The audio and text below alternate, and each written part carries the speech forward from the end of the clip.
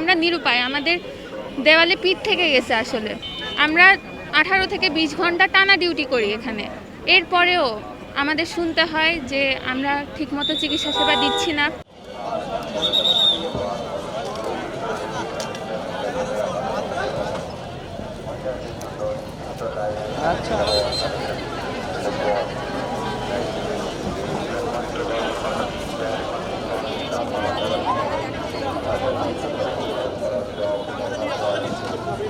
সকাল 9টা থেকে আগামীকাল সকাল 9টা পর্যন্ত 24 ঘন্টা কর্মবিরতিতে আছি।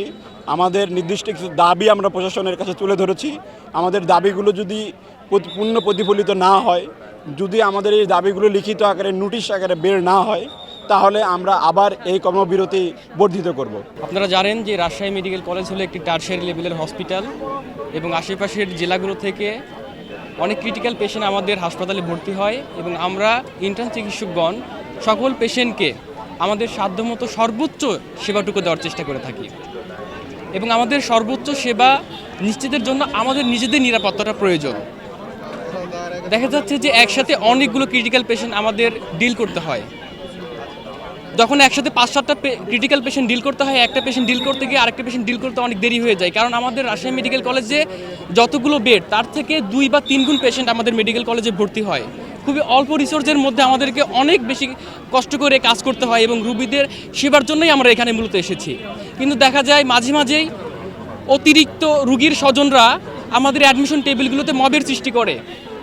গত 19 তারিখে রাতের বেলায় আমাদের 2 ইন্টার্ন চিকিৎসকগণ কর্তব্যরত অবস্থায় রোগীর স্বজন দ্বারা মবের শিকার হন এবং গতকাল রাতে একজন নারী ইন্টার্ন চিকিৎসক তিনিও রোগীর স্বজন কর্তৃক মবের শিকার হন।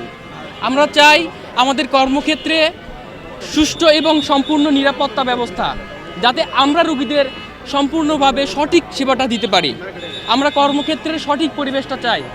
এই পরিবেশটা আমরা নিশ্চিতের জন্য আজকে আমরা এখানে মানববন্ধন এবং কর্মবিরতি ঘোষণা করেছি।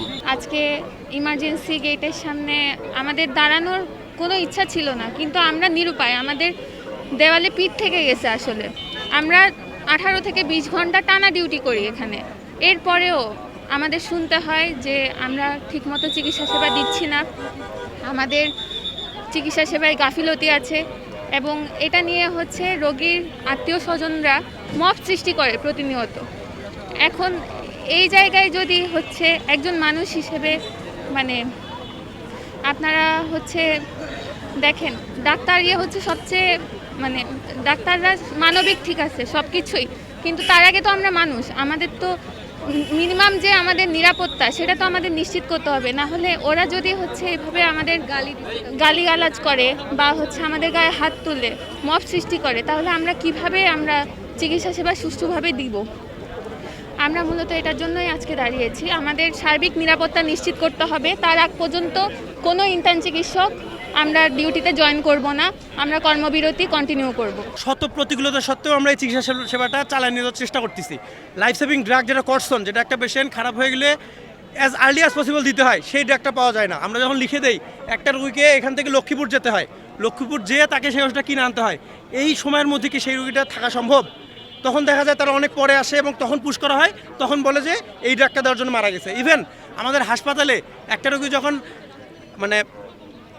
যখন আমাদের হাইপোগ্লাইসেমি নিয়ে আসে, যে রোগীকে আমরা সর্বপ্রথম নিউট্রিডেক্স বা গ্লুকোজ দেওয়ার যে স্যালাইনটা সেটা পর্যন্ত হাসপাতালে সাপ্লাই নাই। তো এই পরিস্থিতিতে আমরা কীভাবে কাজ করব? আর এই পরিস্থিতিতে কাজ করে গেলেও আমাদের ওপর রোগীরা চড়া হচ্ছে, কেন ঔষধ নাই, কেন? এটা কি আমাদের দায়িত্ব? ঔষধ সাপ্লাই দেওয়া, ক্যানুলা সাপ্লাই দেওয়া, এগুলো কি আমাদের দায়িত্ব? আমরা একটা সঠিক কর্মপরিবেশ পাচ্ছি না। আমরা দাবি করছি সঠিক কর্মপরিবেশের এবং আমাদের নিরাপত্তার।